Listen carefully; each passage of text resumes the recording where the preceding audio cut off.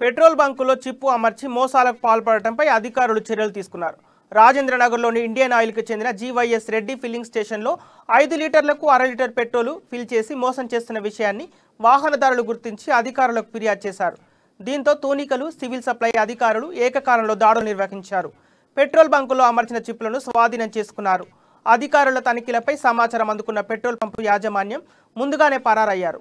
3 సంవత్సరాలుగా ఈ తంతు కొనసాగుతుందని, ఇప్పటి వరకు అధికారులు పట్టించుకోకుండా నిమ్మకు నీరెత్తినట్టు వ్యవహరిస్తున్నారని స్థానికులు ఆరోపిస్తున్నారు.